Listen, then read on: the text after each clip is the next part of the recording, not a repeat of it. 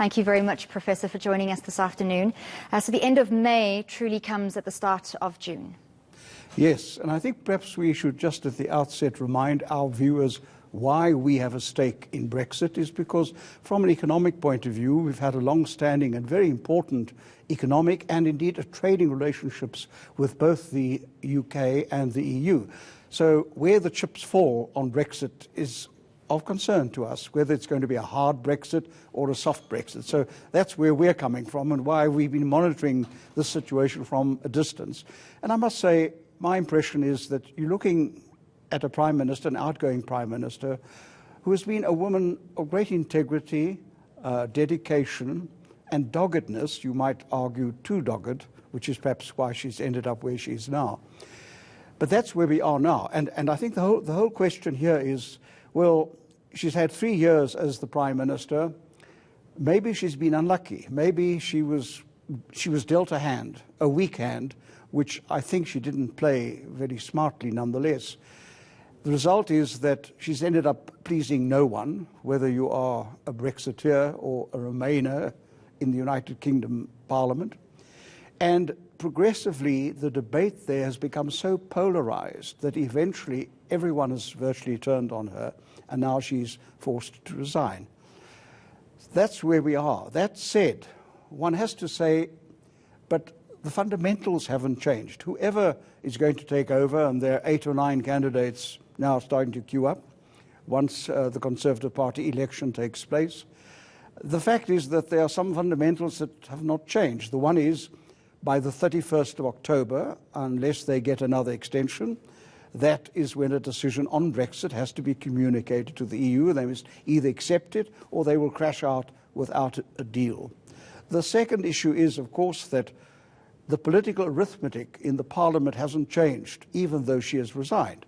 So whoever takes over still has to manage that political arithmetic unless an election is forced or if they go for a second referendum on whatever deal.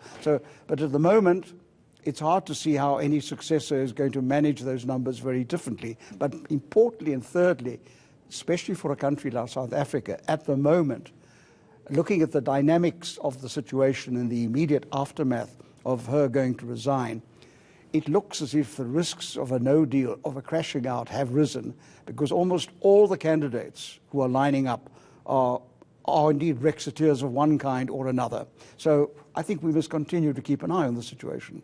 Has there been any global fallout or economic reaction to the announcement, or is it still too soon? I think it's too soon. I think one must accept that quite clearly, although one was thinking that she was on borrowed time, so this is not entirely unexpected. It does intensify the uncertainty until a decision is taken as to who will succeed her and what are the dynamics around a new leadership. And the important point here is that by intensifying the uncertainty, whether you're in the United Kingdom business community or in the EU business community or even from South Africa's more distant but important point of view, there will be now a renewed uncertainty until at least the 31st of October. And we'll have to see what happens between now, the time that a new Prime Minister is chosen by the Conservative Party, and the 31st of October. So I suppose one's message to the viewers would be, watch the space. So a lot of critics of Brexit have said that the whole process has been incredibly costly so far and will continue to be so for British businesses. Do you think that there's going to be any direct economic impact of Theresa May's resignation on trade relationships between UK and European businesses? No, I think both for EU and for the UK and for third countries like South Africa, all the existing relationships stay in place until you either crash out or you sign off on a new deal, on a Brexit deal.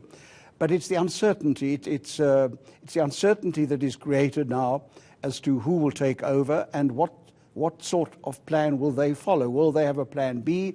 Or even among some of the 8 or 9 of the candidates who are in the running, there are a few of them already on the record said, well, if it means no deal, so be it. So that would have very serious consequences, not only for the United Kingdom, but also for the EU and for third countries like South Africa. So I think that is why everyone, first prize for most people, for most reasonable people, people who want to compromise, and unless they compromise, they're not going to get a deal through their parliament, would be a soft Brexit, where everyone can plan ahead and everyone gets something out of it, whether you are a Remainer or a Brexiteer.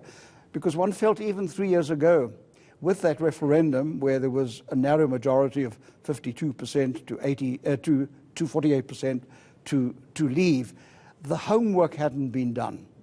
It was all at a very high level. Yes, we think we want to get out. Now, 3 years later, you can see what the cost is.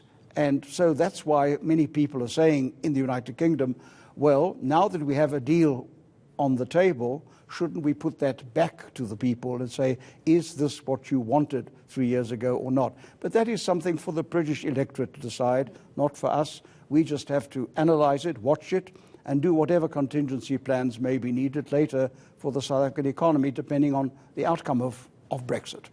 And just elaborate on some of those consequences for the South African economy should the UK crash Well, out. if they crash out, it means they are then just subject to the World Trade Organization rules. It means also that the tariffs against the United Kingdom will be raised by the EU. It also means an enormous uncertainty for the existing trade agreements, which the EU has negotiated for the whole of the EU, not just for the United Kingdom. What will their status be? Are they then invalid? So we'll have to watch this and see whether we can avoid, as far as possible, some of the collateral damage that might emerge if there was a hard Brexit. The important point, it's the hard Brexit that will be the shock.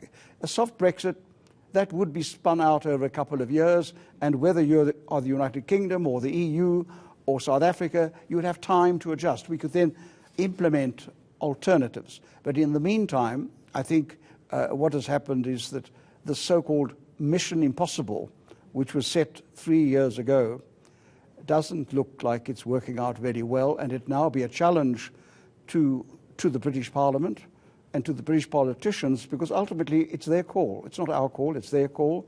But they must understand that compromise, just as in South Africa, compromise is the way you run a democracy. And up until now, unfortunately, they've not been able to find a compromise on Brexit, and Mrs. May has unfortunately become a casualty of the failure so far to find a compromise about Brexit.